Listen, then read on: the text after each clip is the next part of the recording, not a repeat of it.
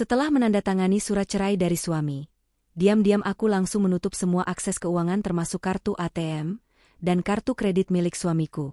Suatu malam, saat dia sedang mengadakan pesta pernikahan mewah dengan selingkuhannya seharga 450 juta, tiba-tiba musik terhenti. Seketika ruangan pesta itu menjadi sunyi.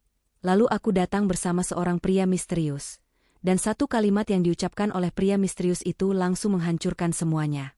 Karena sebelum ceritanya dimulai, silahkan tulis di kolom komentar dari daerah mana saja teman-teman yang menonton cerita ini. Jangan lupa like dan subscribe agar channel ini bisa semakin berkembang dan bisa mempersembahkan cerita yang lebih menarik lagi. Suasana di dalam ruangan mediasi pengadilan agama itu terasa begitu dingin dan mencekam, seolah pendingin ruangan bekerja 2 kali lebih keras dari biasanya untuk membekukan emosi yang ada di sana. Di satu sisi meja kayu panjang yang mengilap, duduk seorang pria dengan setelan jas mahal yang tampak sangat percaya diri. Pria itu adalah Kevin. Wajahnya menunjukkan ekspresi kemenangan yang tidak ditutup-tutupi. Ia menyandarkan punggungnya ke kursi empuk, menatap wanita yang duduk di seberangnya dengan tatapan meremehkan. Wanita itu adalah Shakila, istrinya, atau lebih tepatnya, wanita yang sebentar lagi akan resmi menjadi mantan istrinya. Shakila duduk dengan tenang, kedua tangannya terlipat rapi di atas pangkuan gamisnya. Hijabnya yang sederhana namun rapi membingkai wajahnya yang tampak datar tanpa ekspresi. Tidak ada air mata, tidak ada kemarahan, hanya ketenangan yang justru membuat orang lain sulit menebak apa yang sedang dipikirkannya. Pengacara Kevin meletakkan sebuah berkas tebal di hadapan Shakila. Suara kertas yang bergesekan dengan permukaan meja terdengar nyaring di ruangan yang sunyi itu.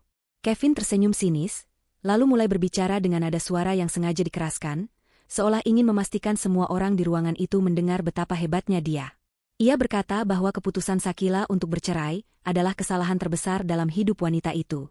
Kevin terus meracau tentang betapa Shakila tidak akan bisa bertahan hidup di kota besar ini tanpa dirinya. Ia menyebut Shakila hanya seorang ibu rumah tangga yang selama ini hidup enak berkat kerja kerasnya sebagai direktur utama perusahaan. Menurut Kevin, Shakila tidak memiliki kemampuan apa-apa selain menghabiskan uang yang dihasilkannya. Kata-kata itu meluncur begitu saja dari mulut Kevin, penuh dengan penghinaan dan arogansi yang meluap-luap. Shakila tidak memotong pembicaraan Kevin. Ia membiarkan pria itu menumpahkan segala isi kepalanya. Dalam hati, Shakila merasa takjub melihat bagaimana uang dan jabatan bisa mengubah seseorang yang dulu ia cintai menjadi sosok asing yang begitu menyedihkan. Shakila ingat betul bagaimana Kevin dulu datang kepadanya dengan sopan santun, memohon restu orang tua Shakila yang kala itu masih ragu. Namun sekarang, Kevin merasa seolah dunia berada di bawah kakinya. Pengacara Shakila sempat hendak menyela ucapan kasar Kevin, namun Shakila memberikan isyarat tangan halus untuk menahan pengacaranya. Ia ingin mendengar semuanya. Ia ingin merekam momen ini baik-baik dalam ingatannya sebagai alasan kuat mengapa ia tidak boleh berbalik arah. Setelah Kevin selesai dengan pidato kemenangannya, ia menyodorkan pulpen mahal miliknya ke arah Shakila. Ia menantang Shakila untuk segera menandatangani surat itu jika memang berani hidup susah. Kevin bahkan sempat menambahkan bahwa ia tidak akan memberikan sepeser pun harta gono gini, dan ia yakin Shakila akan datang merangkap padanya dalam waktu kurang dari 1 bulan untuk meminta uang belanja. Shakila mengambil pulpen itu dengan gerakan perlahan. Ia membaca sekilas poin-poin dalam dokumen tersebut. Semuanya sesuai dengan rencananya. Tidak ada tuntutan harta. Tidak ada tuntutan saham. Murni perceraian tanpa syarat.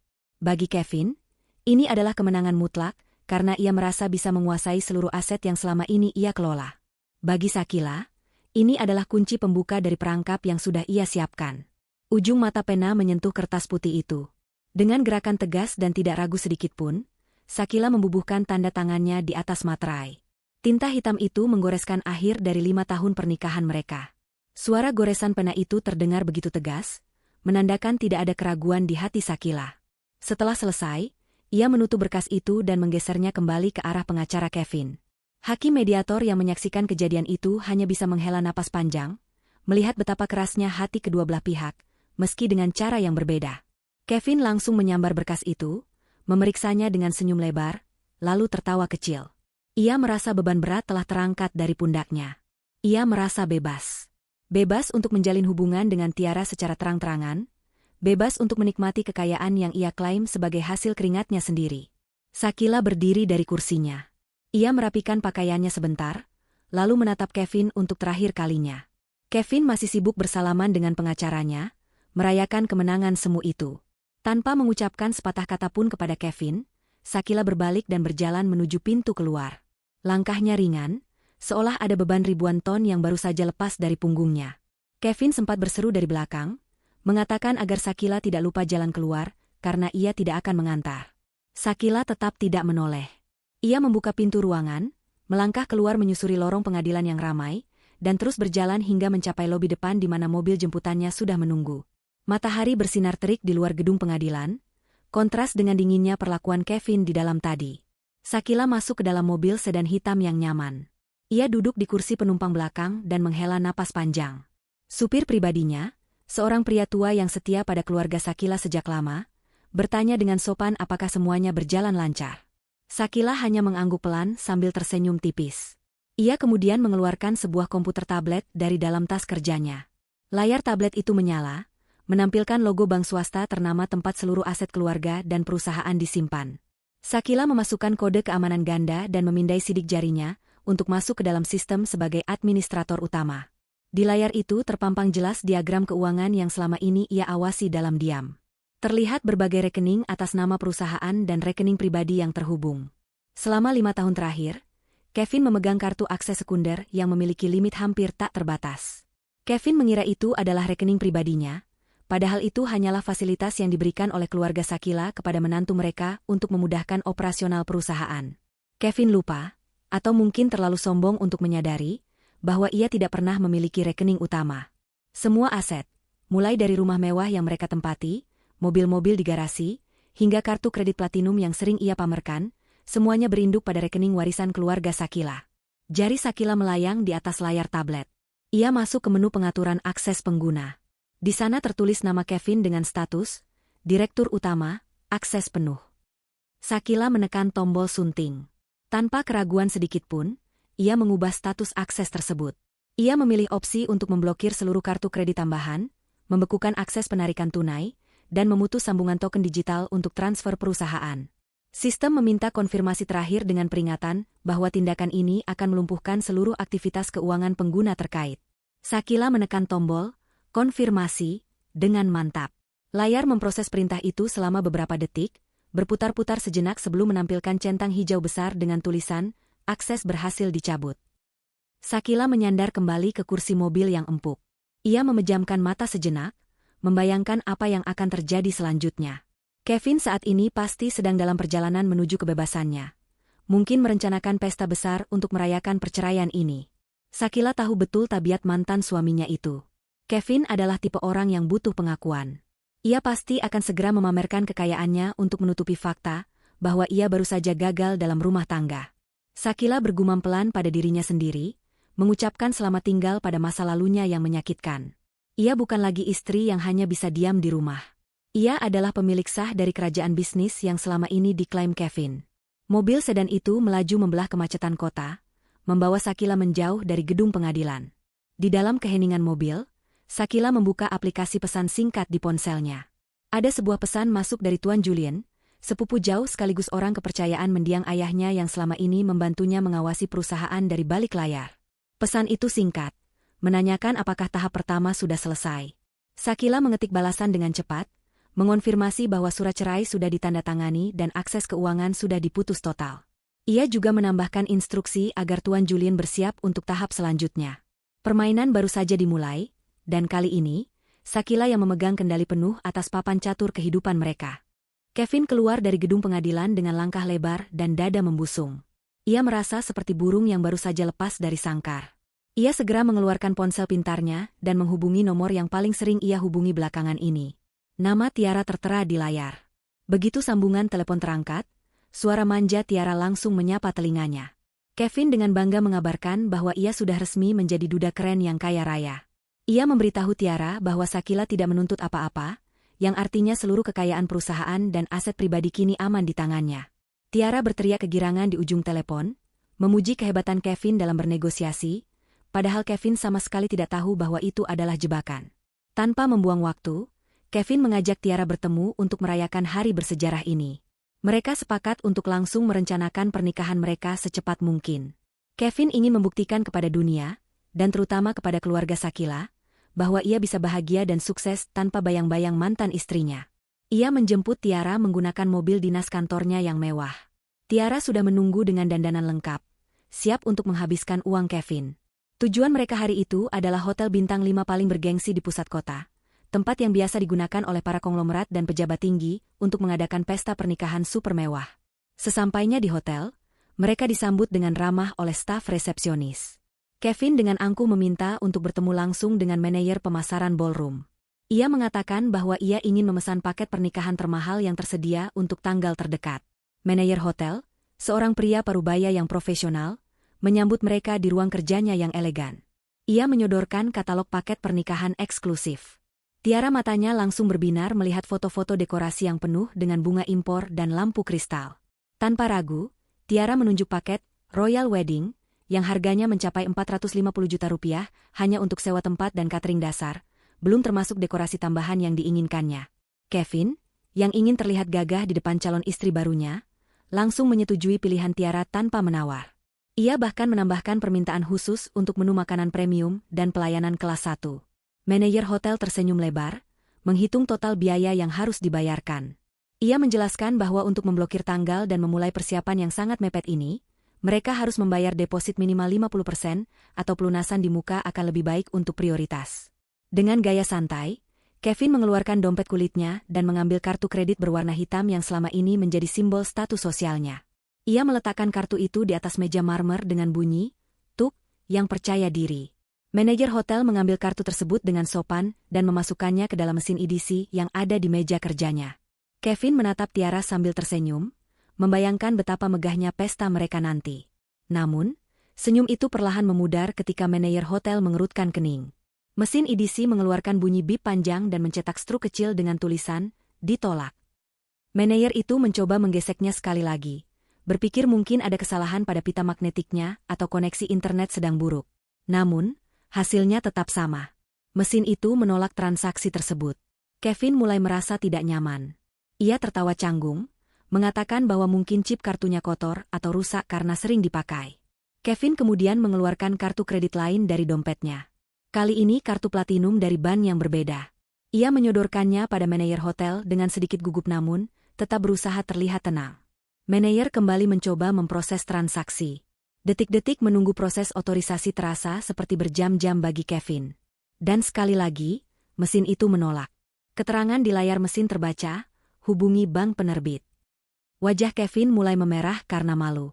Tiara menatapnya dengan pandangan bertanya-tanya, senyum di wajah wanitanya mulai hilang berganti dengan kecemasan. Kevin buru-buru beralasan bahwa sistem perbankan sedang mengalami gangguan massal atau pemeliharaan sistem, sehingga semua transaksinya terhambat. Untuk menyelamatkan mukanya, Kevin akhirnya mengeluarkan buku cek perusahaan yang selalu ia bawa di tas kerjanya. Ia tahu ini sedikit berisiko karena menggunakan uang perusahaan untuk keperluan pribadi secara langsung, tapi ia berpikir bahwa sebagai direktur utama, ia bisa membereskannya nanti dengan bagian keuangan.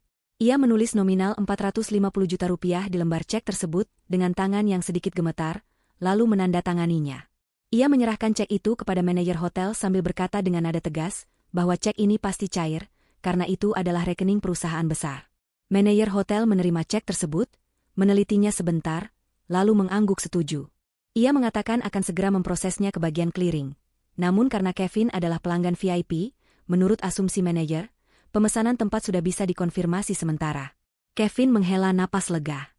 Ia berhasil melewati krisis kecil itu. Setelah urusan hotel selesai, Tiara langsung menyeret Kevin ke butik perhiasan dan gaun pengantin. Nafsu belanja Tiara seakan tak terbendung. Ia memilih cincin berlian besar dan gaun rancangan desainer ternama. Saat hendak membayar cincin, Kevin mencoba menggunakan kartu debit pribadinya untuk transaksi yang nilainya jauh lebih kecil dibanding sewa gedung. Namun, lagi-lagi transaksi itu gagal. Kasir butik memandang Kevin dengan tatapan kasihan.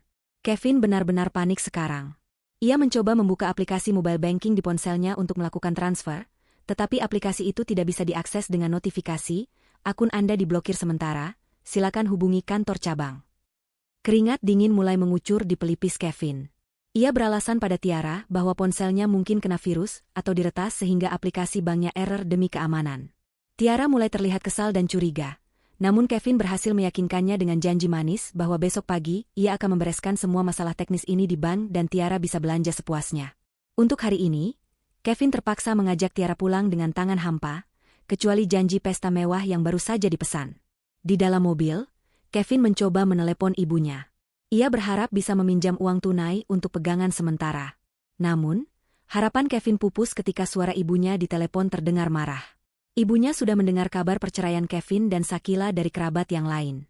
Ibu Kevin memarahinya habis-habisan karena menceraikan Shakila yang selama ini dikenal sebagai menantu yang baik dan berasal dari keluarga terpandang.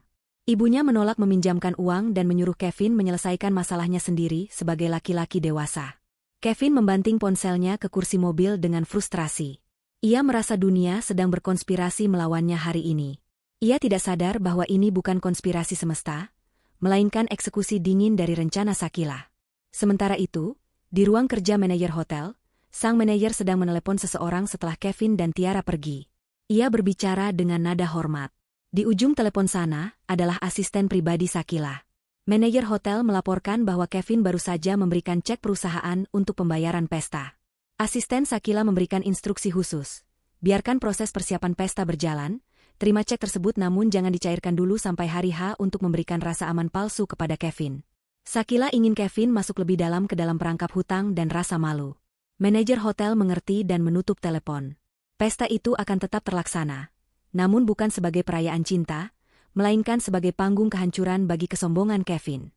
Pagi hari setelah pemesanan gedung hotel yang penuh drama itu, Kevin terbangun dengan perasaan yang tidak tenang. Sinar matahari menerobos masuk melalui celah tirai apartemen mewah yang baru saja ia sewa bulan lalu untuk tempat tinggal sementara bersama Tiara. Kepalanya terasa berat, bukan karena kurang tidur, melainkan karena beban pikiran mengenai kartu-kartu kreditnya yang mendadak tidak berfungsi kemarin. Ia duduk di tepi ranjang, mengusap wajahnya kasar, mencoba meyakinkan dirinya sendiri bahwa itu hanyalah kesalahan sistem perbankan pusat yang bersifat sementara. Ia adalah direktur utama sebuah perusahaan besar, mustahil bank akan memblokir aksesnya begitu saja tanpa pemberitahuan. Kevin mengambil ponselnya di atas meja nakas, berharap ada pesan masuk dari pihak bank yang menjelaskan situasi error tersebut, namun layar ponselnya bersih dari notifikasi perbankan.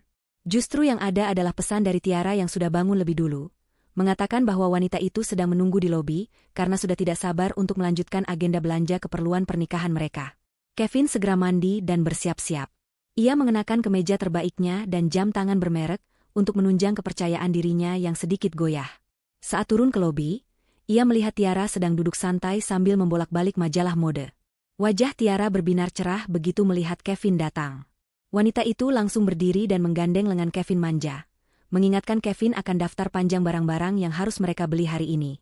Tiara ingin membeli sepatu desainer dari luar negeri, tas kulit edisi terbatas, hingga memesan souvenir pernikahan yang diimpor khusus. Kevin tersenyum kecut, mengangguk menyetujui semua permintaan itu sambil memutar otak bagaimana caranya membayar semua ini jika kartu kreditnya masih macet.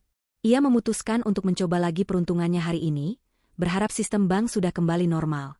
Destinasi pertama mereka adalah sebuah butik tas dan sepatu mewah di pusat perbelanjaan paling elit di ibu kota. Tiara masuk ke dalam toko itu seolah ia adalah ratu yang sedang menginspeksi kerajaannya. Pelayan toko yang sudah terlatih melayani pelanggan kaya raya langsung menyambut mereka dengan ramah, menawarkan minuman dingin dan camilan kecil. Tiara tanpa ragu menunjuk 3 buah tas tangan yang harganya masing-masing setara dengan harga sebuah sepeda motor baru. Ia juga mencoba beberapa pasang sepatu hak tinggi bertahtakan kristal. Kevin hanya duduk di sofa tunggu, jantungnya berdebar kencang setiap kali Tiara mengatakan, "Aku ambil yang ini." Total belanjaan Tiara pagi itu mencapai angka ratusan juta rupiah, hanya dalam waktu kurang dari 1 jam. Kevin merasakan keringat dingin mulai membasahi punggungnya saat Tiara memberi isyarat kepada pelayan untuk membawa semua barang itu ke kasir. Saat tiba di meja kasir, Kevin mengeluarkan dompetnya dengan gerakan lambat. Ia mengambil kartu kredit platinum yang berbeda dari yang ia gunakan di hotel kemarin, berharap kartu dari bank lain ini tidak bermasalah. Pelayan toko memasukkan kartu itu ke mesin EDC. Kevin menahan napas, matanya terpaku pada layar kecil mesin tersebut. Detik demi detik berlalu dengan sangat lambat. Kemudian, bunyi bip pendek yang menyakitkan terdengar. Pelayan itu menatap Kevin dengan sopan namun, ada kilatan keraguan di matanya. Ia memberitahu Kevin bahwa transaksi ditolak dengan kode keamanan. Kevin mencoba tertawa renyah untuk menutupi rasa malunya. Ia beralasan dengan suara lantang agar Tiara dan pelanggan lain mendengar, mengatakan bahwa banknya mungkin membatasi transaksi besar karena mendeteksi aktivitas mencurigakan demi keamanan nasabah prioritas seperti dirinya. Tiara mulai terlihat kesal. Ia memandang Kevin dengan tatapan menuntut, seolah bertanya apa gunanya menjadi istri direktur jika belanja saja tidak bisa. Kevin yang tidak ingin kehilangan muka di depan calon istrinya dan para pelayan toko, akhirnya meminta nomor rekening toko tersebut. Ia berjanji akan meminta staf keuangannya di kantor untuk melakukan transfer langsung dari rekening perusahaan hari ini juga. Pelayan toko itu tampak ragu, karena prosedur mereka biasanya adalah pembayaran lunas di tempat untuk barang yang langsung dibawa. Namun, Kevin mengeluarkan kartu namanya yang bertuliskan jabatan direktur utama. Ia meyakinkan manajer toko bahwa ia adalah orang penting dan pembayaran pasti akan masuk sebelum sore. Karena takut menyinggung pelanggan potensial, manajer toko akhirnya mengizinkan mereka membawa barang-barang tersebut dengan catatan Kevin harus mengirimkan bukti transfer dalam waktu 3 jam. Keluar dari butik itu, Kevin merasa sedikit lega namun beban di pundaknya semakin berat. Ia kini memiliki hutang janji transfer yang harus segera ia selesaikan. Namun, Tiara belum puas. Ia menyeret Kevin menuju ke sebuah showroom mobil mewah yang letaknya tidak jauh dari sana. Tiara merengek minta dibelikan mobil sedan sport terbaru sebagai hadiah pernikahan. Ia ingin datang ke acara arisan teman-temannya dengan mobil baru agar bisa pamer. Kevin yang gengsinya setinggi langit tidak bisa menolak. Ia berpikir bahwa pembelian mobil biasanya menggunakan proses leasing atau cicilan yang diurus oleh pihak finance, jadi ia tidak perlu menggesek kartu kredit di tempat.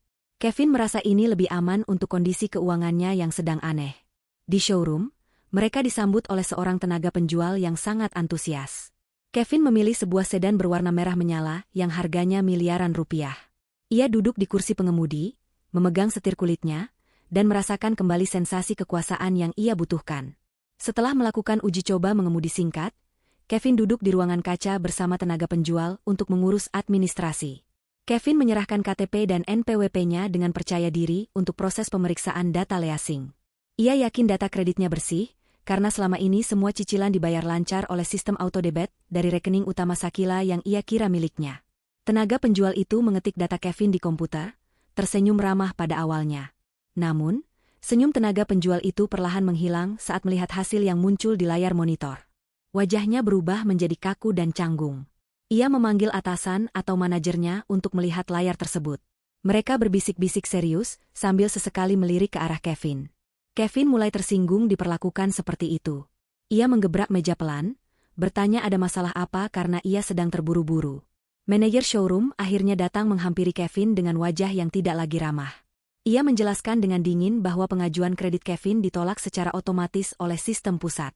Alasannya adalah nama Kevin masuk dalam daftar hitam internal grup perusahaan pembiayaan tersebut, karena adanya indikasi pembekuan aset dan sengketa kepemilikan. Kevin terbelalak kaget. Ia marah besar, menuduh sistem showroom itu yang bermasalah.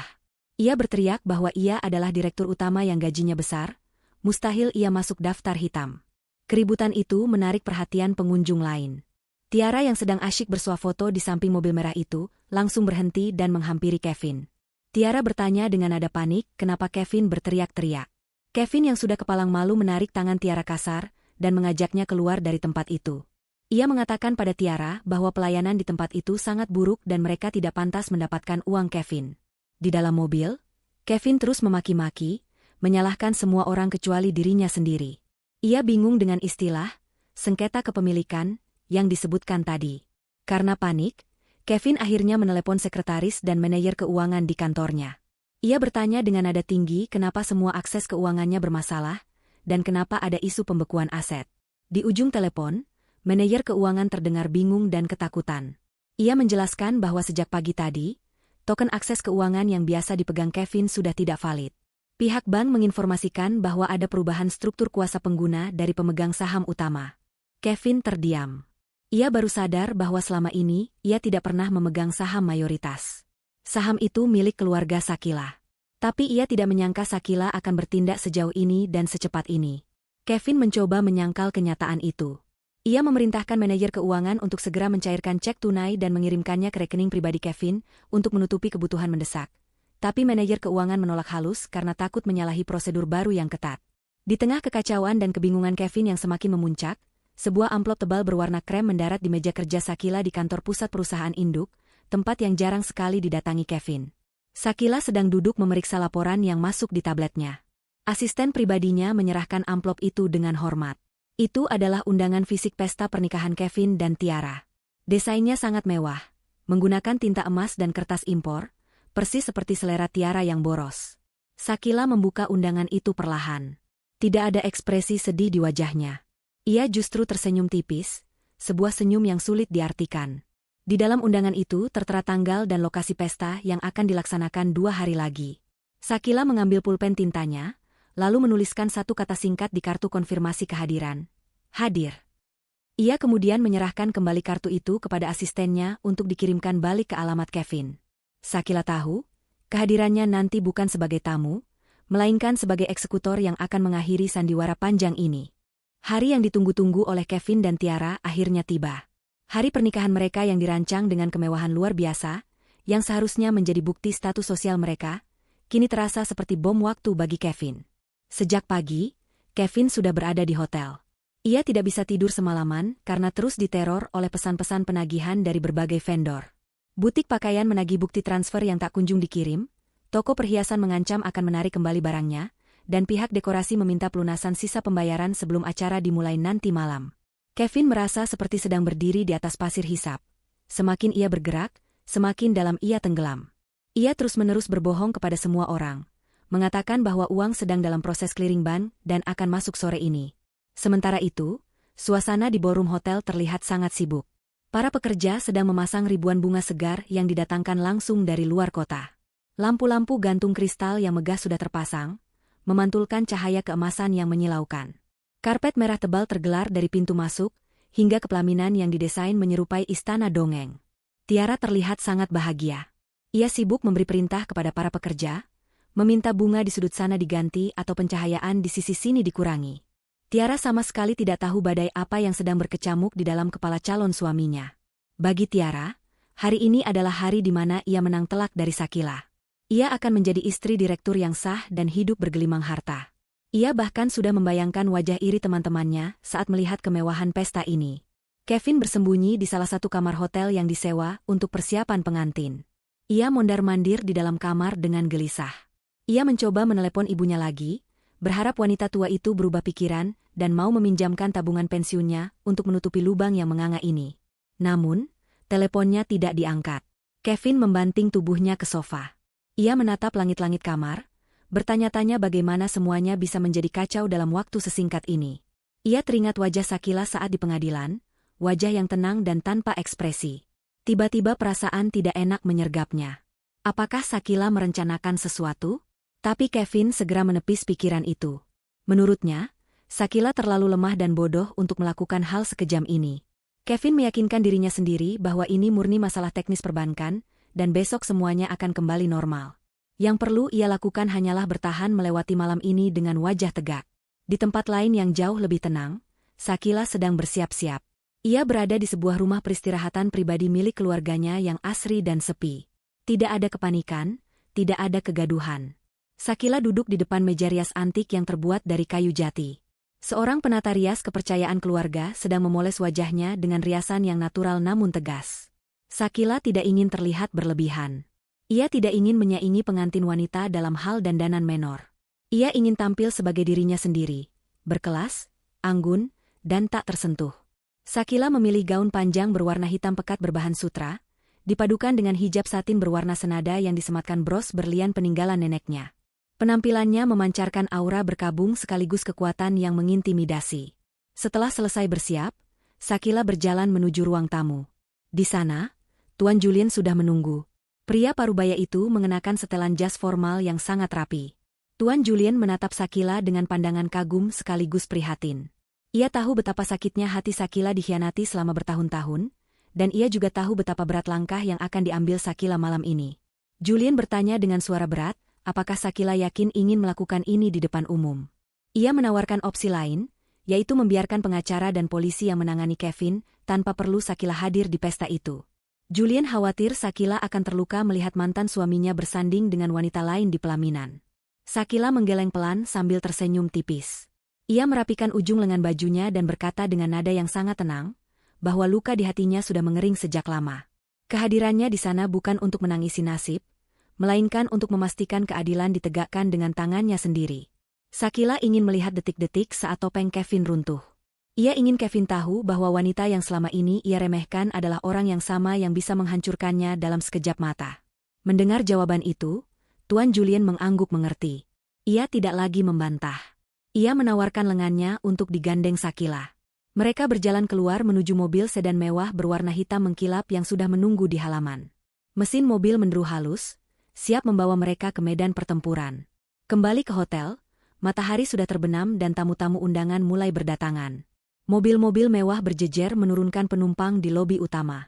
Para tamu yang terdiri dari rekan bisnis Kevin, sosialita teman Tiara, dan beberapa kerabat jauh mulai memadati area foyer ballroom. Mereka terkagum-kagum melihat dekorasi yang begitu mewah. Makanan dan minuman mulai disajikan oleh pelayan-pelayan berseragam rapi.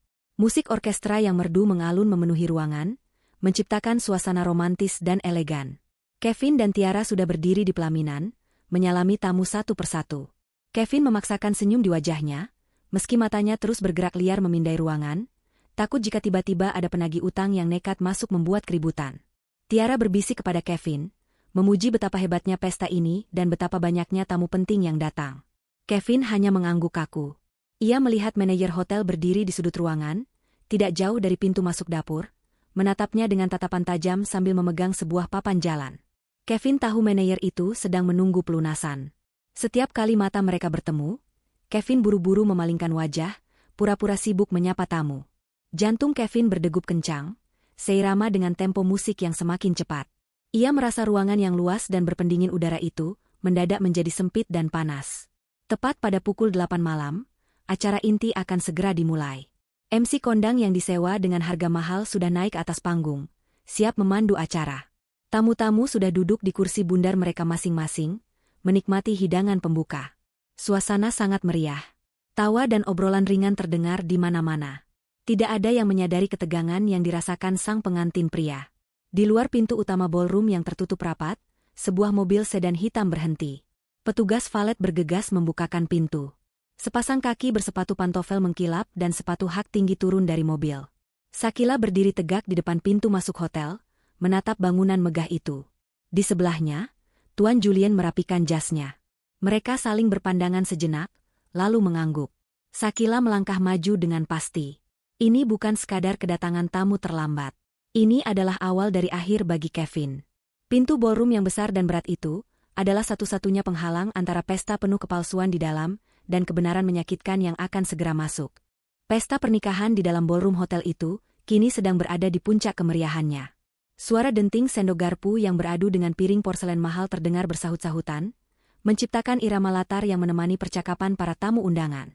Ratusan orang dari kalangan elit kota itu tampak menikmati hidangan mewah yang disajikan secara prasmanan di sisi kiri dan kanan ruangan. Aroma masakan daging panggang, kue-kue manis, dan bunga-bunga segar bercampur menjadi satu, menciptakan wangi kemewahan yang memanjakan indera penciuman. Di tengah ruangan, sebuah kue pengantin bertingkat 7 berdiri megah, dihiasi dengan ornamen gula yang rumit dan bunga-bunga edible yang dibuat dengan tangan. Semuanya tampak sempurna, setidaknya di mata para tamu yang tidak mengetahui drama keuangan yang sedang mencekik leher sang pengantin pria. Kevin berdiri di samping kue raksasa itu, satu tangannya memegang gelas kristal berisi minuman bersoda non-alkohol yang warnanya menyerupai sampanye mahal. Ia menatap ke sekeliling ruangan dengan perasaan campur aduk. Di satu sisi, egonya terpuaskan melihat begitu banyak orang penting hadir di pestanya. Ada beberapa rekan bisnis, pesaing perusahaan, dan teman-teman sosialita Tiara yang selama ini memandang mereka dengan sebelah mata. Malam ini, Kevin merasa telah membuktikan bahwa dirinya adalah raja kecil di kerajaannya sendiri. Namun, di sisi lain, bayang-bayang tagihan yang belum lunas terus menghantuinya. Ia melihat manajer hotel berdiri kaku di dekat pintu akses dapur.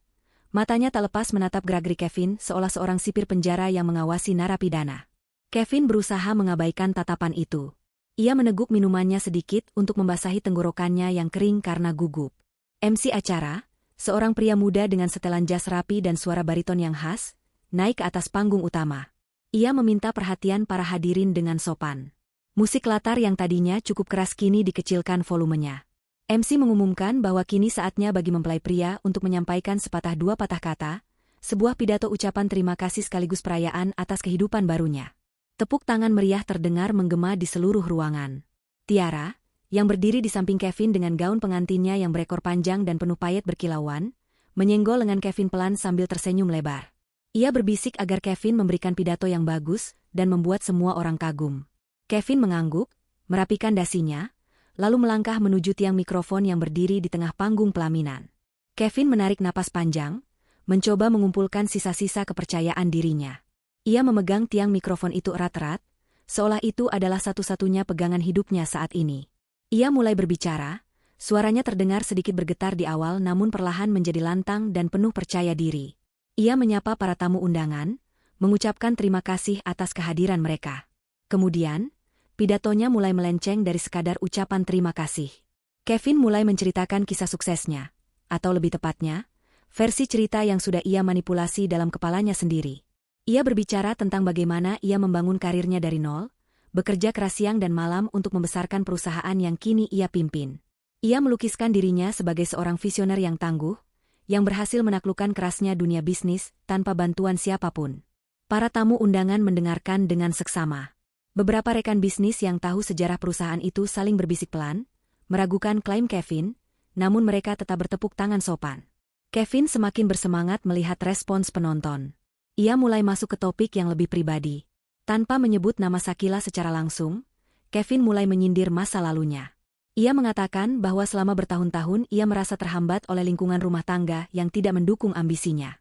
Ia menggambarkan mantan istrinya sebagai sosok yang kaku, tidak memiliki visi, dan tidak bisa mengimbangi gaya hidup serta pemikirannya yang maju. Kevin berkata bahwa ia membutuhkan pasangan yang bisa menjadi pendorong, bukan pemberat langkahnya. Ia menyebutkan bahwa hidup dengan orang yang tidak selevel, baik secara pemikiran maupun penampilan, adalah sebuah siksaan bagi pria sukses seperti dirinya. Tiara yang berdiri di belakangnya tersenyum penuh kemenangan.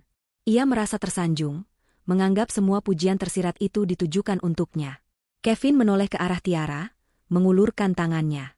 Tiara maju mendekat, menggenggam tangan Kevin. Kevin melanjutkan pidatonya dengan memuji Tiara setinggi langit. Ia menyebut Tiara sebagai wanita modern yang cerdas, cantik, dan mengerti kebutuhan seorang pemimpin perusahaan. Kevin berteriak lantang melalui mikrofon, mengatakan bahwa malam ini adalah bukti bahwa ia telah menemukan belahan jiwa yang sepadan, wanita yang pantas mendampinginya di puncak kesuksesan. Ia menutup pidatonya dengan mengajak semua tamu untuk mengangkat gelas mereka, bersulang bagi masa depan cerah yang akan ia bangun bersama Tiara dan kerajaan bisnisnya. Kepada masa depan tanpa batas. Kepada kebebasan dan kesuksesan sejati, seru Kevin dengan wajah memerah karena euforia. Para tamu serentak mengangkat gelas mereka dan bersorak. Kevin merasa berada di atas awan. Untuk sesaat, ia lupa pada kartu kreditnya yang ditolak. Ia lupa pada ancaman leasing mobil. Ia merasa tak terkalahkan. Namun, tepat ketika sorak-sorai itu mulai mereda dan Kevin hendak turun dari panggung untuk memotong kue, sesuatu yang aneh terjadi. Lampu spotlight yang menyorot ke arahnya tiba-tiba berkedip sekali, lalu meredup secara perlahan. Awalnya, Kevin mengira ini adalah bagian dari efek dramatis yang disiapkan oleh pihak wedding organizer. Ia tersenyum, menunggu kejutan apa yang akan muncul. Namun, peredupan lampu itu terasa berbeda. Bukan hanya lampu panggung, tapi lampu gantung kristal utama di tengah ballroom juga ikut meredup hingga nyaris padam. Ruangan yang tadinya terang benderang kini menjadi remang-remang, menciptakan suasana yang membingungkan. Musik orkestra yang mengalun indah tiba-tiba berhenti bukan karena instruksi dirigen, melainkan karena lampu di area pemain musik mati total, sehingga mereka tidak bisa membaca partitur not balok mereka. Para tamu mulai kasak-kusuk.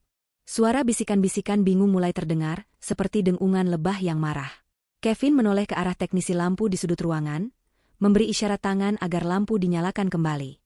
Namun, teknisi itu terlihat sedang sibuk mengutak-atik panel kontrol dengan wajah panik. Di sudut lain, manajer hotel terlihat sedang berbicara melalui AirPC-nya dengan ekspresi wajah yang sangat serius, namun tidak terlihat panik seperti teknisi. Manajer itu justru terlihat tenang, seolah ia sudah tahu hal ini akan terjadi. Ia memberikan instruksi singkat, lalu menatap lurus ke arah panggung pelaminan, tepat ke mata Kevin.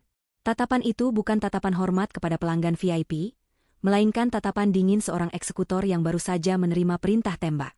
Kevin merasakan bulu kuduknya meremang.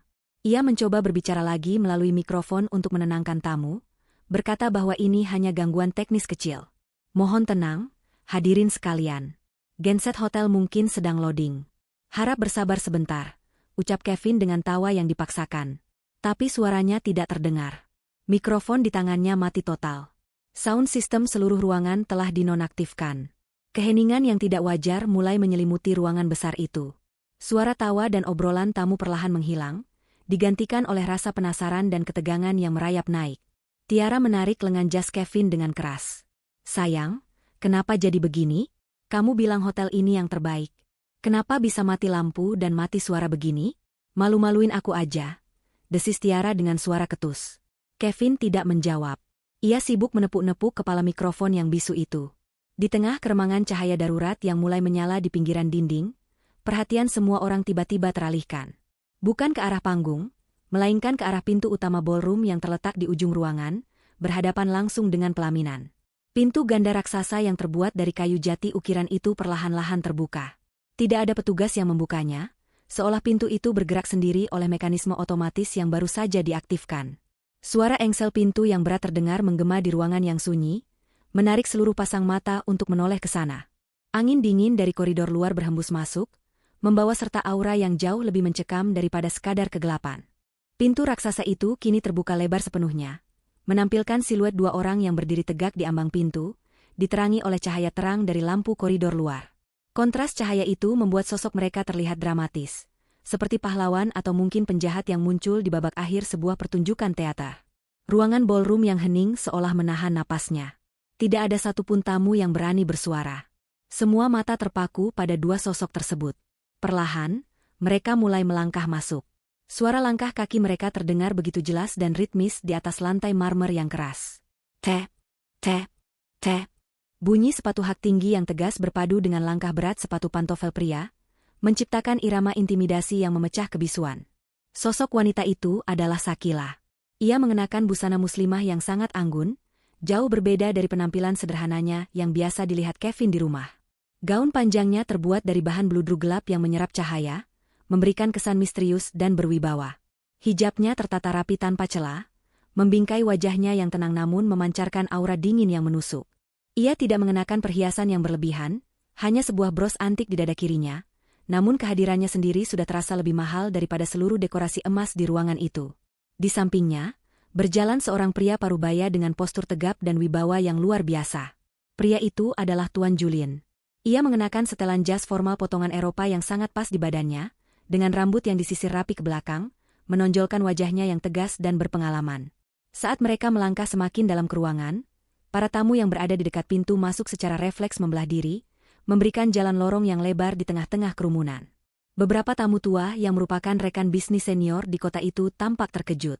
Mereka mengenali sosok Tuan Julian.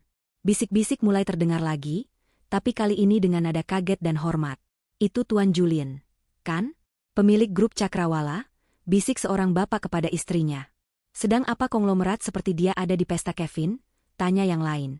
"Dan siapa wanita di sebelahnya?" "Istrinya?"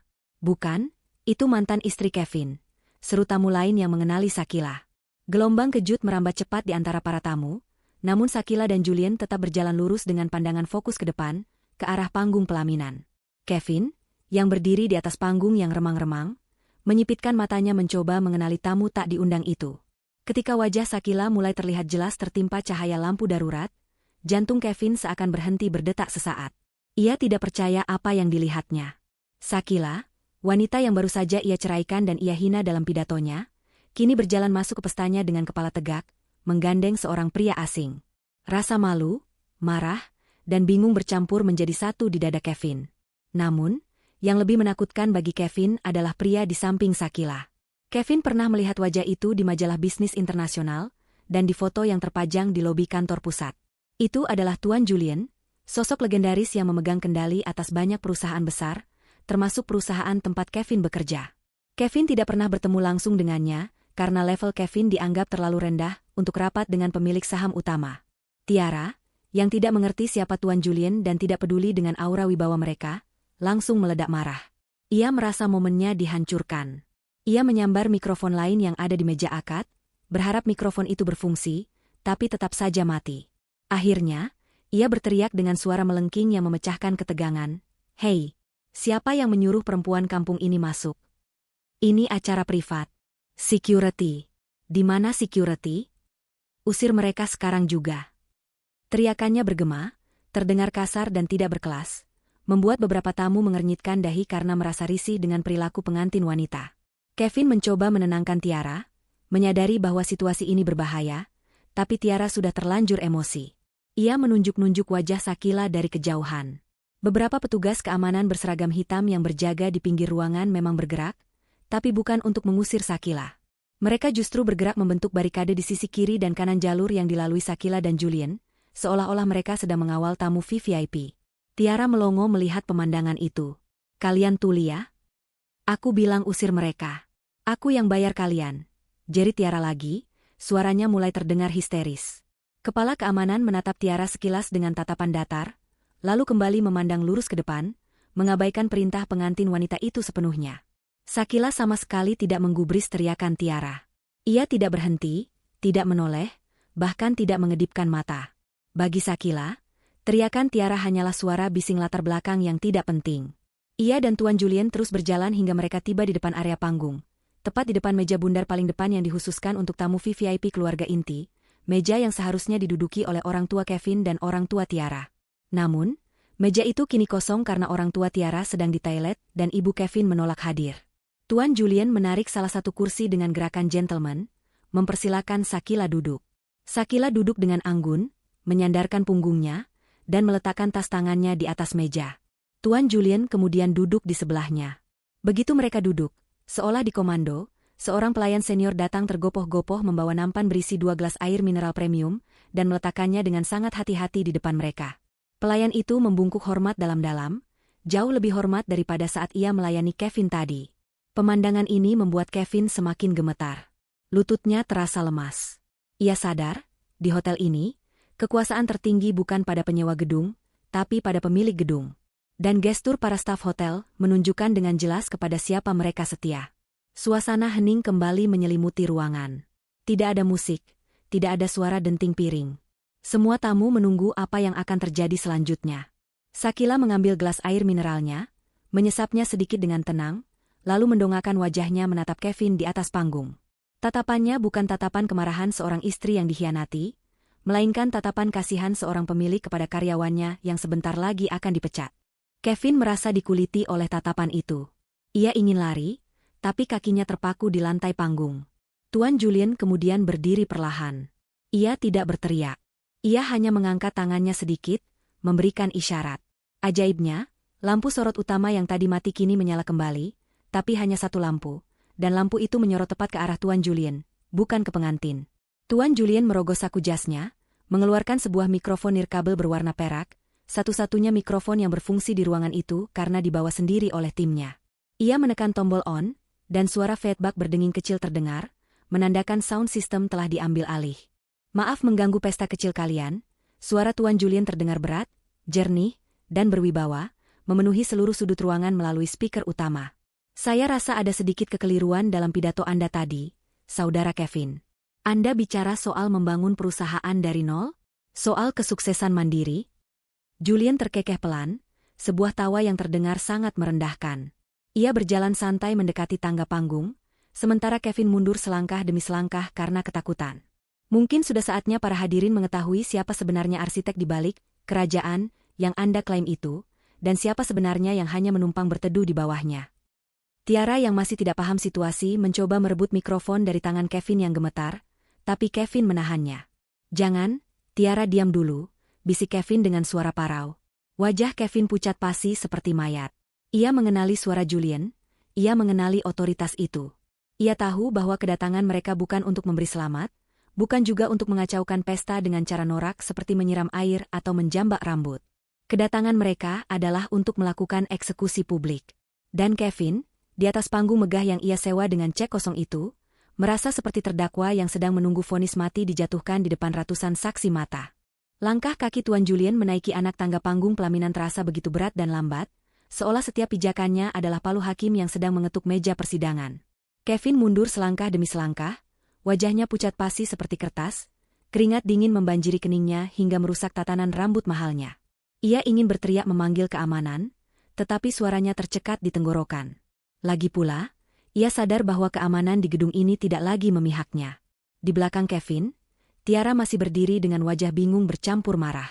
Wanita itu belum sepenuhnya memahami bahaya yang sedang mengancam. Ia hanya merasa kesal karena momen kemenangannya diinterupsi oleh orang tua yang tidak ia kenal. Tiara mencoba maju untuk memaki Tuan Julien, tetapi Kevin dengan cepat merentangkan tangannya, menahan tubuh Tiara agar tidak bergerak lebih jauh. Kevin tahu siapa pria di hadapan mereka, dan ia tahu bahwa melawan Julien secara terbuka adalah tindakan bunuh diri. Tuan Julien kini berdiri tegak di tengah panggung, tepat di samping Kevin. Perbedaan aura di antara kedua pria itu sangat mencolok. Kevin yang mengenakan jas pengantin mahal terlihat kerdil dan ketakutan, sementara Julien dengan setelan bisnisnya yang konservatif terlihat seperti raksasa yang menguasai ruangan. Julien tidak langsung berbicara. Ia membiarkan keheningan menggantung selama beberapa detik, membiarkan ketegangan merayap masuk ke dalam benak setiap orang yang hadir di sana. Ia menatap Kevin dengan tatapan yang sulit diartikan, bukan kemarahan yang meledak-ledak, melainkan tatapan merendahkan seolah ia sedang melihat serangga kecil yang tersesat di tempat yang salah. Kemudian, Julien menoleh ke arah ribuan tamu undangan yang masih terpaku di kursi mereka. Ia tersenyum tipis, senyum yang sopan namun tidak mencapai matanya. Dengan gerakan santai, Julien mengangkat tangan kirinya dan menjentikan jari ke arah ruang operator di belakang ballroom. Sesaat kemudian, layar proyektor raksasa yang terpasang di dinding belakang pelaminan menyala terang. Layar itu seharusnya menampilkan tayangan slide foto-foto romantis prewedding Kevin dan Tiara di luar negeri, lengkap dengan musik latar lagu cinta. Namun, yang muncul di layar raksasa itu bukanlah foto mesra, melainkan sebuah bagan struktur organisasi perusahaan yang sangat rumit dan detail. Tulisan, Grup Cakrawala, terpampang besar di bagian paling atas dengan huruf tebal berwarna emas. Para tamu undangan menyipitkan mata, mencoba membaca tulisan-tulisan kecil di bawahnya. Beberapa pebisnis yang duduk di barisan depan langsung terkesiap kaget, menutup mulut mereka dengan tangan saking tidak percayanya dengan apa yang mereka lihat. Julien mulai berbicara kembali melalui mikrofonnya, suaranya menggema jernih dan tegas di seluruh penjuru ruangan. Ia menjelaskan bahwa selama ini banyak kesalahpahaman mengenai siapa sebenarnya yang mengemudikan kapal besar bernama perusahaan tempat Kevin bekerja. Julien menunjuk ke layar dengan telunjuknya. Di puncak bagan struktur itu, di posisi komisaris utama dan pemegang saham mayoritas, tertulis sebuah nama yang sangat familiar bagi Kevin, namun asing bagi sebagian besar tamu undangan yang hanya mengenal Kevin dari kulit luarnya. Nama itu adalah Shakila. Ya, Shakila, wanita yang duduk tenang di meja VVIP sambil menyesap air mineralnya, adalah pemilik sah dari 90% saham perusahaan induk yang menaungi anak perusahaan tempat Kevin bekerja. Tuan Julien kemudian menggerakkan telunjuknya turun ke bawah bagan tersebut, melewati jajaran direksi senior, melewati manajer operasional, hingga berhenti di sebuah kotak kecil di bagian tengah bawah. Di sana tertulis nama Kevin dengan jabatan, Direktur Pelaksana, Kontrak Terbatas. Julien membacakan tulisan itu dengan nada mengejek. Ia menekankan kata, kontrak terbatas, berulang kali. Ia menjelaskan kepada hadirin bahwa posisi Kevin bukanlah pemilik, bukan pendiri, dan bahkan bukan pengambil keputusan strategis. Kevin hanyalah seorang pegawai yang diberikan jabatan mentereng, karena status pernikahannya dengan sang pemilik. Kevin hanyalah boneka yang dipajang di etalase toko untuk menjaga citra keluarga, sementara segala keputusan bisnis yang krusial sebenarnya diambil oleh Dewan Komisaris di bawah arahan Shakila. Wajah Kevin berubah merah padam karena malu. Rahasianya terbongkar di hadapan ratusan orang. Selama ini ia selalu membual bahwa ia adalah CEO yang membangun semuanya dari nol, bahwa ia adalah otak di balik kesuksesan perusahaan. Sekarang, semua orang tahu bahwa ia hanyalah karyawan yang beruntung menikahi bosnya. Bisik-bisik di antara para tamu semakin keras. Mereka mulai menertawakan kebodohan mereka sendiri, yang sempat percaya pada bualan Kevin. Tiara, yang matanya terpaku pada layar proyektor, merasa lututnya lemas. Ia menatap Kevin dengan tatapan horor. Impiannya untuk menjadi istri konglomerat hancur berkeping-keping dalam hitungan detik. Ia menyadari bahwa selama ini Kevin membohonginya tentang seberapa besar kekuasaan yang dimilikinya. Tidak terima dipermalukan seperti itu, Kevin mencoba membela diri. Ia merebut mikrofon mati dari tangan Tiara, lalu berteriak sekuat tenaga meskipun suaranya tidak diamplifikasi oleh speaker. Ia berteriak bahwa bagan itu bohong. Ia berteriak bahwa ia telah bekerja keras siang dan malam, melobi klien, dan membawa keuntungan bagi perusahaan. Ia mengklaim bahwa aset-aset seperti rumah mewah, mobil-mobil sport, dan apartemen adalah hasil keringatnya sendiri yang dibeli atas namanya. Kevin berusaha meyakinkan tamu undangan bahwa ini adalah fitnah keji dari mantan istri yang tidak bisa move on. Ia menunjuk Shakila dengan jari gemetar, menuduh Shakila melakukan sabotase karena cemburu melihatnya bahagia dengan Tiara. Tuan Julien tertawa renyah mendengar pembelaan Kevin yang menyedihkan itu. Ia kembali memberi isyarat ke operator. Tampilan di layar proyektor berubah lagi. Kali ini menampilkan daftar aset yang diklaim Kevin tadi. Di layar terpampang jelas sertifikat rumah, BPKB mobil mewah, dan surat kepemilikan apartemen. Namun, di kolom pemilik sah, tidak satu pun tercantum nama Kevin. Semua aset itu tertulis atas nama PT Cakrawala Investama atau atas nama pribadi Shakila. Julian menjelaskan dengan sabar, seolah sedang mengajari anak kecil, bahwa semua fasilitas mewah yang dinikmati Kevin selama 5 tahun ini, mulai dari jam tangan yang melingkar di pergelangan tangannya hingga mobil yang ia gunakan untuk menjemput Tiara, adalah aset inventaris perusahaan yang dipinjamkan kepadanya sebagai fasilitas jabatan. Kau tidak memiliki apa-apa, Kevin. Suara Julian memotong teriakan Kevin, terdengar dingin dan menusuk tulang. Bahkan jas yang kau pakai sekarang, tagihannya masuk ke kartu kredit perusahaan yang baru saja diblokir pagi ini. Kau hanyalah penumpang gelap yang terlalu nyaman duduk di kursi kelas 1, sampai lupa bahwa kau tidak pernah membeli tiketnya. Julian melangkah lebih dekat ke arah Kevin, mengintimidasinya dengan postur tubuhnya yang tegap. Kevin mundur hingga punggungnya menabrak meja akad nikah di belakangnya. Ia terperangkap. Ia tidak bisa lari kemana-mana. Tiara yang sudah tidak tahan lagi dengan situasi ini mulai menangis histeris. Ia merasa ditipu mentah-mentah. Ia mengguncang lengan Kevin, menuntut penjelasan. Kevin, apa maksud semua ini? Kamu bilang rumah itu milikmu. Kamu bilang kamu yang punya perusahaan. Jadi selama ini aku mau nikah sama karyawan biasa? Teriak Tiara tanpa mempedulikan harga dirinya lagi. Kevin mencoba menenangkan Tiara, berbisik bahwa ia akan membereskannya nanti, bahwa ia bisa menuntut balik Shakila. Namun Tiara menepis tangan Kevin dengan kasar. Make up Tiara mulai luntur terkena air mata, membuatnya terlihat berantakan dan menyedihkan di atas panggung yang megah itu. Di bawah panggung, Shakila masih duduk dengan tenang. Ia tidak tersenyum sinis, tidak juga tertawa. Ia hanya menatap drama di atas panggung itu dengan wajah datar. Dalam hatinya, ia merasa lega. Beban kebohongan yang selama ini ditutupi Kevin akhirnya terangkat. Shakila ingat betapa seringnya Kevin merendahkannya di depan teman-teman arisannya, mengatakan bahwa Shakila tidak tahu apa-apa soal bisnis. Padahal, Shakila lah yang diam-diam membereskan kekacauan administrasi yang dibuat Kevin. Shakila lah yang menyuntikkan dana pribadi ketika proyek Kevin gagal. Malam ini, Shakila hanya mengambil kembali apa yang menjadi haknya, kebenaran. Julian kembali memusatkan perhatiannya pada Kevin. Ia berkata bahwa penghinaan ini belum selesai. Ia mengingatkan Kevin tentang dokumen yang ditandatangani Kevin tadi pagi di pengadilan agama. Kevin mengerutkan kening, mencoba mengingat isi dokumen itu. Ia ingat ia menandatanganinya dengan cepat karena ingin segera bebas. Ia ingat pengacaranya bilang itu hanya surat cerai standar tanpa tuntutan gonogini. Kevin berpikir, apa hubungannya surat cerai itu dengan situasi ini? Julian seolah bisa membaca pikiran Kevin.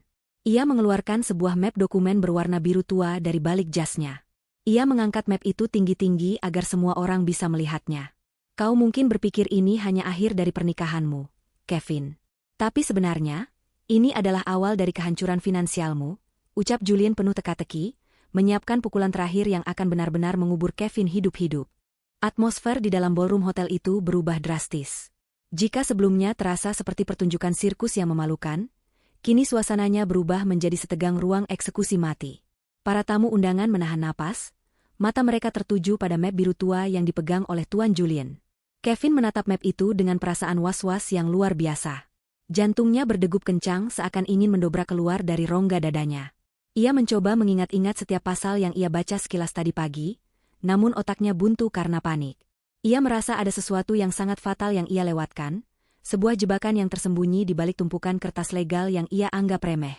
Tuan Julian membuka map tersebut dengan gerakan perlahan yang disengaja untuk menyiksa mental Kevin. Suara kertas yang dibalik terdengar diperkuat oleh mikrofon, menciptakan efek dramatis yang mencekam. Julian mengeluarkan selembar kertas dengan materai tempel di bagian bawahnya, di mana tanda tangan Kevin tertera jelas dengan tinta hitam yang masih baru.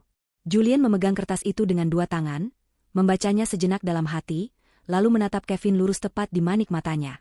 Tatapan itu penuh dengan kepastian hukum yang tak terbantahkan. Julian mulai menjelaskan bahwa dalam dunia bisnis tingkat tinggi, setiap tanda tangan memiliki konsekuensi, dan kecerobohan dalam membaca kontrak adalah dosa yang tak terampuni. Kevin, suara Julian memecah keheningan, kau begitu sombong saat menandatangani ini. Kau pikir kau sedang membuang Shakila dari hidupmu. Kau pikir dengan melepaskan hak gonogini, kau menang. Julian menggelengkan kepalanya pelan, sebuah senyum iba yang menghina tersungging di bibirnya. Sayangnya, kau tidak membaca pasal 14 ayat 3 dalam surat kesepakatan pelepasan hak yang kau tanda tangani dengan sukarela itu. Kevin membelalak. Pasal apa itu? Pengacaranya tidak mengatakan apa-apa soal pasal 14. Kevin menoleh ke arah pintu keluar, berharap pengacaranya ada di sana untuk membelanya. Tapi sosok pengacara itu tidak terlihat batang hidungnya. Kevin sendirian. Julian mendekatkan mikrofon ke bibirnya, bersiap mengucapkan kalimat yang akan menjadi palu godam bagi kehidupan Kevin. Suaranya menjadi lebih berat dan serius. Dengarkan baik-baik, Kevin, dan juga kalian semua yang menjadi saksi, ucap Julian lantang. Ia menarik napas pendek sebelum melanjutkan, tanda tanganmu pagi ini bukan sekadar perceraian. Itu adalah persetujuan pengaktifan klausul indemnity atau ganti rugi penuh, yang berbunyi, apabila pihak kedua, yaitu kamu, melepaskan statusnya sebagai suami dari pemegang saham utama, maka seluruh kerugian perusahaan yang terjadi selama masa jabatanmu, serta seluruh pengeluaran pribadi yang menggunakan fasilitas perusahaan tanpa otorisasi tertulis. Statusnya berubah seketika menjadi utang pribadi yang wajib dilunasi dalam tempo 1x24 jam. Kalimat itu menggema, memantul di dinding-dinding ballroom, masuk ke telinga Kevin dan meledak di dalam otaknya. Kevin terhuyung ke belakang seolah baru saja ditampar dengan keras. Kakinya lemas, dan ia jatuh terduduk di lantai panggung yang keras. Ia mencoba mencerna kata-kata itu. Utang pribadi? Seluruh kerugian perusahaan? Kevin tahu betul bahwa selama 5 tahun ia menjabat, banyak proyek yang gagal karena ia lebih sibuk main golf dan berlibur daripada mengurus bisnis. Nilai kerugian itu jika diakumulasikan bisa mencapai angka miliaran rupiah. Dan biaya pesta malam ini, 450 juta rupiah, itu juga dianggap pengeluaran tanpa otorisasi karena Sakila sudah memblokir aksesnya sebelum transaksi terjadi. Julian belum selesai. Ia melanjutkan penjelasannya dengan nada yang semakin menekan. Berdasarkan audit forensik yang sudah kami lakukan minggu lalu, total kerugian proyek gagal dan penyalahgunaan dana operasional untuk gaya hidupmu selama 5 tahun ini mencapai 10 miliar rupiah. Ditambah biaya sewa gedung dan catering malam ini yang kau bebankan ke rekening perusahaan yang sudah diblokir, total utangmu saat ini adalah 10 miliar 450 juta rupiah. Angka itu disebutkan dengan sangat jelas, membuat para tamu undangan terperangah. Suara desah kaget terdengar serentak. 10 miliar lebih. Itu adalah jumlah uang yang sangat besar, jumlah yang tidak mungkin bisa dibayar oleh Kevin yang kini sudah tidak punya pekerjaan dan aset. Dan karena kau sudah tidak memiliki aset atas namamu sendiri, sambung Julian dengan nada final, maka hukum perdata dan pidana akan berlaku secara bersamaan. Tepat setelah Julian menyelesaikan kalimatnya, pintu samping ballroom terbuka dengan kasar. Kali ini yang masuk bukanlah pelayan, melainkan sepasukan petugas kepolisian berseragam lengkap, didampingi oleh beberapa orang berjas rapi yang membawa tas kerja, tim legal perusahaan Sakila. Mereka berjalan cepat menuju panggung, membelah kerumunan tamu yang ketakutan. Suara langkah sepatu bot polisi terdengar menakutkan, menandakan bahwa ini bukan lagi sekadar sengketa rumah tangga, melainkan penegakan hukum yang nyata. Kevin yang masih terduduk di lantai panggung mencoba mundur, menyeret tubuhnya menjauhi polisi yang datang mendekat. Wajahnya basah oleh air mata dan keringat. Ia menoleh ke arah Tiara, memohon bantuan. Tiara, tolong aku. Telepon papamu. Pinjamkan aku uang. Rengek Kevin putus asa. Namun, reaksi Tiara sungguh di luar dugaan Kevin, meskipun sangat bisa diprediksi oleh orang lain. Tiara mundur menjauh dari Kevin seolah Kevin adalah penderita penyakit menular. Ia melepaskan genggaman tangan Kevin yang mencoba meraih gaunnya. Jangan sentuh aku, bentak Tiara histeris. Aku nggak tahu apa-apa. Kamu penipu. Kamu bilang kamu kaya. Aku nggak mau ikut nanggung utang kamu. Tiara melepaskan cincin pertunangannya dan melemparkannya ke wajah Kevin, lalu mencoba berlari turun dari panggung. Namun, langkah Tiara terhenti oleh manajer hotel dan beberapa staf keamanan yang mencegatnya di tangga panggung. Manajer hotel memegang sebuah tagihan panjang. Maaf Ibu Tiara, ucap manajer itu tegas namun tetap sopan. Sesuai kontrak pemesanan, nama Anda tercantum sebagai penanggung jawab kedua jika penanggung jawab utama gagal bayar. Anda tidak bisa meninggalkan tempat ini sebelum tagihan 450 juta ini dilunasi, atau Anda harus ikut kami ke kantor polisi untuk memberikan keterangan sebagai saksi terlapor kasus penipuan jasa. Wajah Tiara memucat, lebih putih dari gaun pengantinnya. Ia menjerit, menangis, memohon-mohon agar dilepaskan, namun staf keamanan tetap memblokir jalannya. Sementara itu, 2 orang polisi sudah berdiri di samping Kevin. Salah satu polisi membacakan surat perintah penangkapan. Kevin didakwa atas tuduhan penggelapan dana perusahaan dalam jabatan dan percobaan penipuan menggunakan cek kosong. Polisi itu menarik tangan Kevin yang lemas, memaksanya berdiri, lalu memasangkan borgol besi yang dingin di kedua pergelangan tangannya. Bunyi klik dari borgol itu terdengar sangat nyaring di telinga Kevin, menandakan akhir dari kebebasannya. Kevin menangis meraung-raung, harga dirinya hancur lebur. Ia melihat ke arah meja VVIP, mencari sosok Shakila. Ia melihat mantan istrinya itu berdiri perlahan, merapikan hijabnya yang sedikit tertiup angin pendingin ruangan. Kevin berteriak memanggil nama Shakila. Shakila, tolong aku. Maafkan aku. Aku hilaf, Shakila. Jangan lakukan ini padaku. Kita pernah saling mencintai. Teriakannya terdengar menyedihkan, penuh penyesalan yang terlambat. Namun Shakila tidak bergeming. Wajahnya tetap tenang, seolah ia sedang melihat orang asing yang tidak ia kenal. Shakila tidak menunjukkan tanda-tanda akan menolong. Ia sudah memberikan terlalu banyak kesempatan selama 5 tahun terakhir, dan Kevin selalu menyia-nyiakannya. Ini adalah karma yang Kevin tanam sendiri, dan sekarang saatnya menuai badai. Shakila hanya menunduk sedikit memberi hormat pada Tuan Julian, lalu berbalik badan membelakangi panggung, memberikan sinyal bahwa pertunjukan sudah selesai, dan ia tidak tertarik melihat babak selanjutnya. Polisi mulai menyeret Kevin turun dari panggung. Para tamu undangan segera mengeluarkan ponsel mereka, merekam kejadian memalukan itu. Kilatan lampu flash kamera menyambar-nyambar wajah Kevin yang sembab dan Tiara yang histeris. Besok pagi, wajah mereka berdua pasti akan menghiasi halaman depan koran dan menjadi trending topik di media sosial dengan judul berita yang memalukan.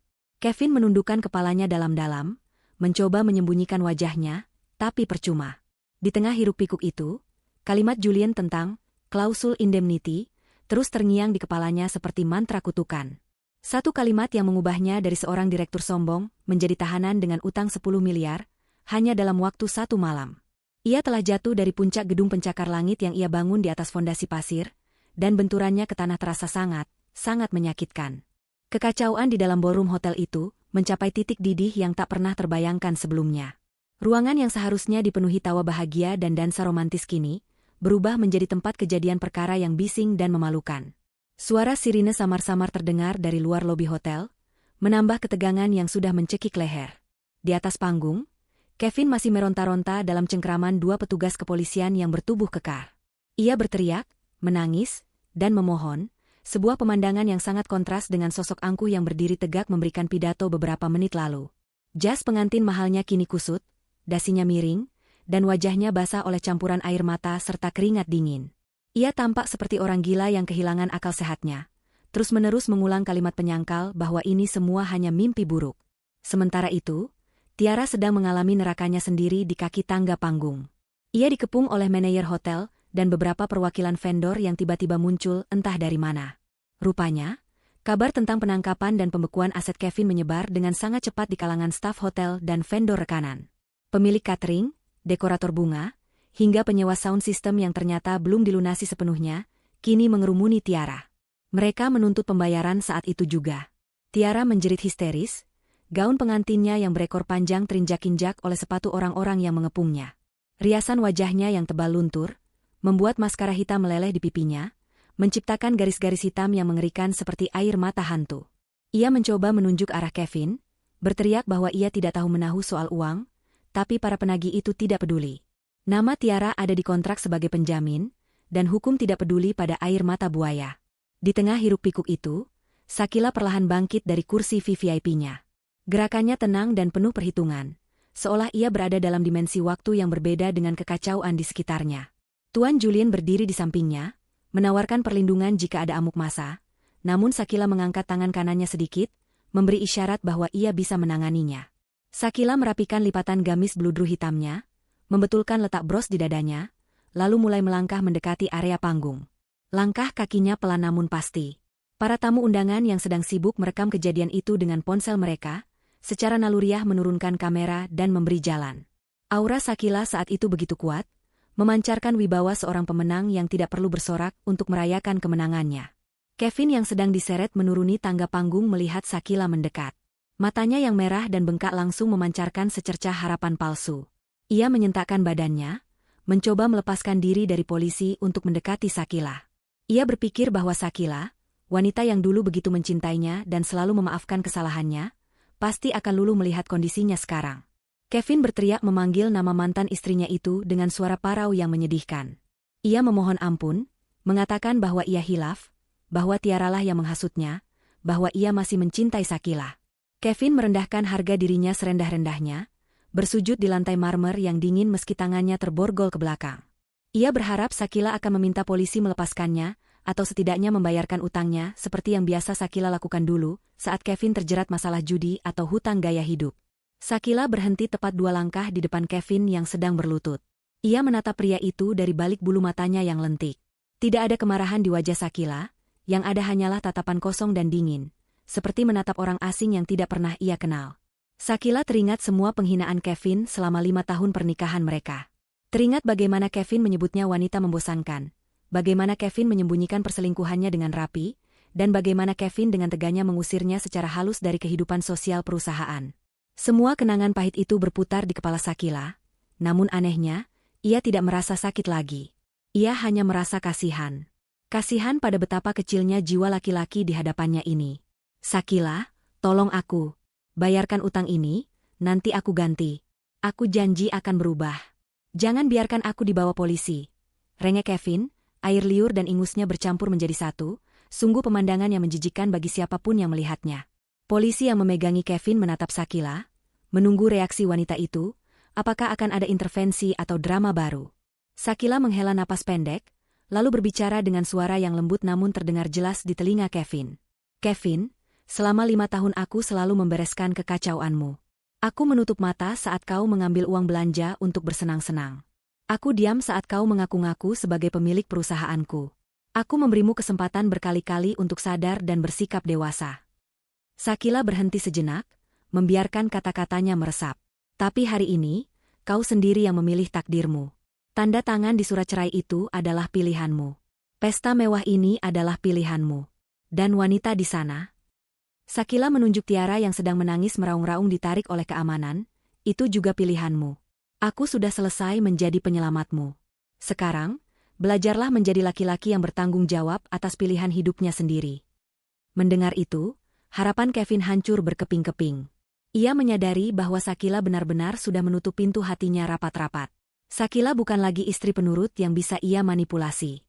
Kevin meraung keras, suara putus asa yang menggema mengerikan. Polisi kembali menariknya, memaksanya berdiri dan menyeretnya menuju pintu keluar samping. Kevin terus menoleh ke belakang, menatap Sakila yang berdiri tegak tak tergoyahkan, hingga sosoknya menghilang di balik pintu ganda yang dijaga ketat. Setelah Kevin dibawa pergi, Sakila mengalihkan pandangannya pada Tiara. Tiara yang melihat Kevin diseret polisi menjadi semakin panik. Ia berusaha melepaskan diri dari pegangan manajer hotel, tapi tenaganya kalah kuat. Saat melihat Sakila menatapnya, Tiara langsung mengubah taktik. Dari yang tadinya marah-marah, kini ia mencoba memelas. Mbak Sakila, tolong saya, Mbak. Saya nggak tahu apa-apa. Saya ditipu Kevin. Saya cuma korban. Mbak kan sesama perempuan, tolong kasihani saya. Tiara memohon dengan wajah memelas, berharap solidaritas sesama wanita bisa menyelamatkannya. Sakila berjalan mendekati Tiara. Ia melihat gaun pengantin mahal yang dikenakan Tiara, gaun yang dibeli dengan kartu kredit perusahaan yang kini menjadi beban utang Kevin. Sakila tersenyum tipis, sangat tipis. Ia merogoh tas tangannya, mengeluarkan sebuah amplop putih, amplop yang biasanya berisi uang sumbangan untuk pengantin. Tiara melihat amplop itu dengan mata berbinar, mengira Sakila akan memberikan cek untuk melunasi tagihan hotel agar ia bisa bebas. Sakila mengulurkan amplop itu kepada Tiara. Tiara menyambarnya dengan cepat, tangannya gemetar. Dengan tidak sabar, Tiara merobek amplop itu. Namun, wajahnya langsung berubah pucat pasi saat melihat isinya. Amplop itu kosong. Tidak ada uang, tidak ada cek.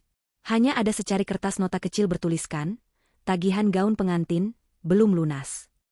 Sakila telah mengambil nota itu dari butik langganannya yang juga menjadi korban janji manis Kevin. Kau menginginkan gaya hidup tinggi, bukan, Tiara? Ucap Sakila pelan, hampir seperti berbisik di telinga Tiara.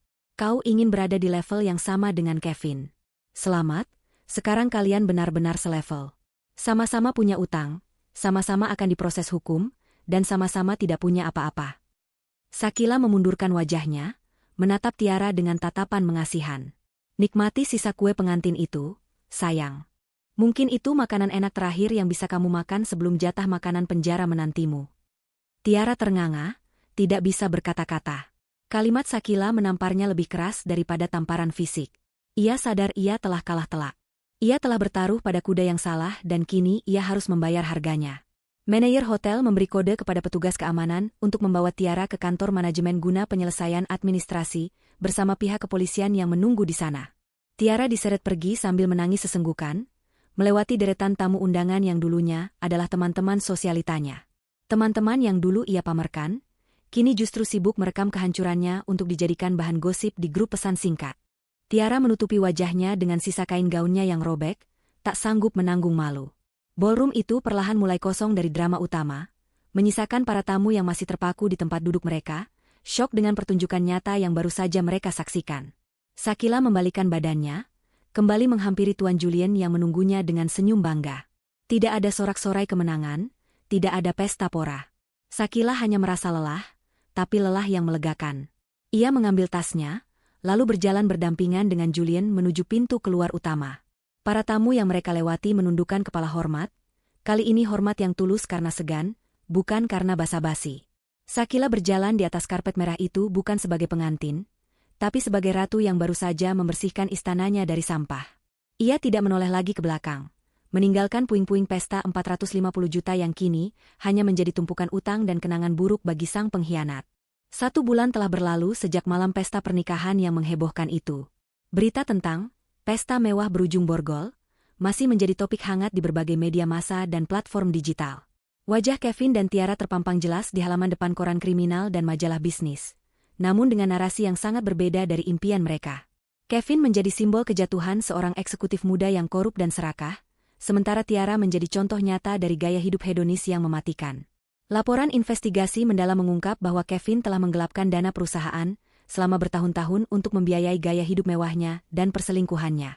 Total kerugian yang diaudit mencapai angka fantastis yang membuat publik geleng-geleng kepala. Di balik jeruji besi rumah tahanan kota, Kevin duduk merenung di sudut sel yang sempit dan pengap. Ia sudah tidak lagi mengenakan jas mahal atau jam tangan bermerek. Tubuhnya kini dibalut baju tahanan berwarna oranye yang kusam. Rambutnya yang dulu selalu tertata rapi dengan pomade kini berantakan dan mulai gondrong. Wajahnya tirus, matanya cekung dikelilingi lingkaran hitam karena kurang tidur. Setiap malam ia dihantui oleh penyesalan. Ia kehilangan segalanya, jabatannya, reputasinya, kekayaannya, dan wanita yang tulus mencintainya. Ibunya sempat datang menjenguk sekali, hanya untuk memarahinya dan mengatakan bahwa keluarga besar malu atas perbuatannya. Tidak ada pembelaan, tidak ada bantuan pengacara hebat, karena ia tidak punya uang untuk membayarnya. Kevin benar-benar sendirian, menanggung beban utang 10 miliar yang entah bagaimana caranya akan ia lunasi seumur hidupnya. Nasib Tiara pun tak kalah menyedihkan. Meskipun tidak ditahan selama Kevin karena peranannya dianggap sebagai turut serta pasif dalam penggelapan, Tiara menghadapi tuntutan perdata yang membuatnya bangkrut total. Semua barang mewah hasil pemberian Kevin, tas, sepatu, perhiasan, bahkan mobil yang belum lunas, disita oleh pihak berwenang dan leasing sebagai barang bukti dan aset sitaan. Tiara diusir dari apartemen sewaannya karena tidak bisa membayar. Teman-teman sosialitanya menjauh, memblokir nomor teleponnya, dan mengucilkannya dari pergaulan. Kini Tiara tinggal di sebuah kamar kos sempit di pinggiran kota, bekerja serabutan di sebuah toko daring kecil, sambil terus dikejar-kejar oleh penagih utang dari vendor pesta yang masih menuntut pelunasan sisa tagihan catering. Kecantikan dan kemewahan yang dulu ia agung-agungkan kini lenyap tak berbekas, tertutup oleh bayang-bayang utang dan rasa malu. Sementara itu, di sebuah kawasan asri di luar hiruk-pikuk kota, suasana yang sangat berbeda sedang terjadi. Sebuah bangunan besar dengan arsitektur modern namun hangat berdiri megah. Papan nama di depan gerbang bertuliskan, Yayasan Pendidikan Panti Asuhan Cakrawala. Di halaman rumput yang hijau, anak-anak yatim piatu berlarian dengan riang gembira, mengenakan seragam yang bersih dan layak. Di teras bangunan itu, Shakila berdiri memperhatikan mereka dengan senyum tulus yang mengembang di bibirnya. Wajahnya terlihat jauh lebih segar dan bercahaya dibandingkan sebulan lalu. Beban berat yang selama ini menghimpit dadanya telah hilang sepenuhnya.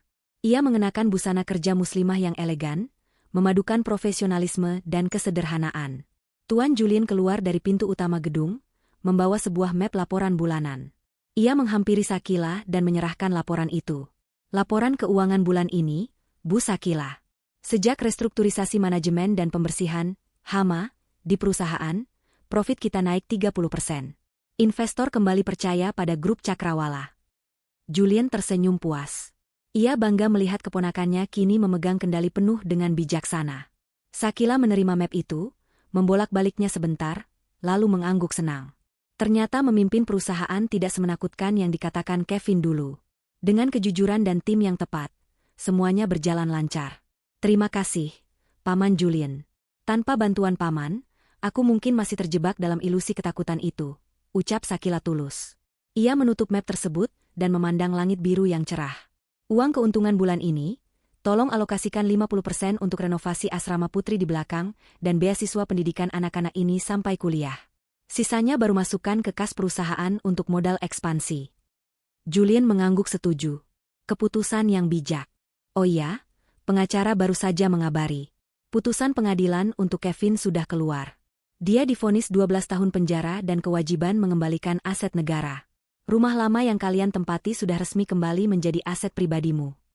Julian memberitahu kabar itu dengan nada datar, sekadar formalitas laporan. Shakila terdiam sejenak mendengar nama Kevin dan rumah itu. Ada sedikit rasa nostalgia, tapi bukan kerinduan. Itu adalah rasa lega karena bab buku kehidupannya yang kelam itu sudah benar-benar selesai. Jual saja rumah itu, Paman. Aku tidak butuh kenangan di sana. Uang hasil penjualannya sumbangkan saja untuk pembangunan masjid di desa binaan kita.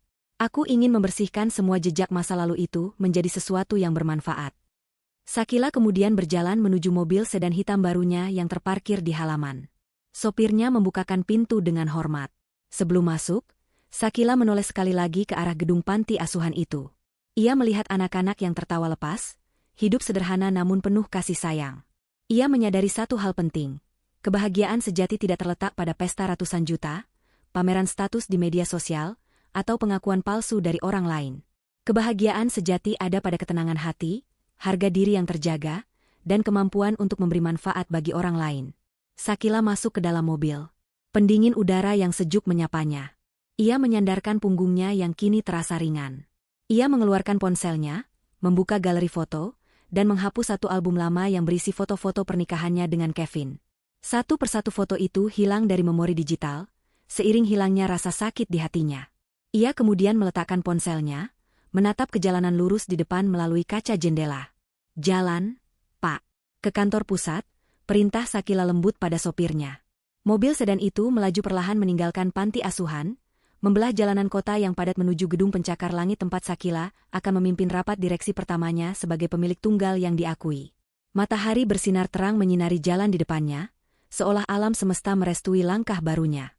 Shakila tersenyum, kali ini senyum untuk dirinya sendiri. Ia tahu, hidupnya baru saja dimulai. Dan pelajaran terbesar yang ia ambil dari semua ini adalah, terkadang, diamnya seorang wanita bukan berarti ia lemah atau bodoh, melainkan ia sedang menyusun strategi untuk memenangkan perang tanpa perlu banyak bicara. Skakmat yang sempurna.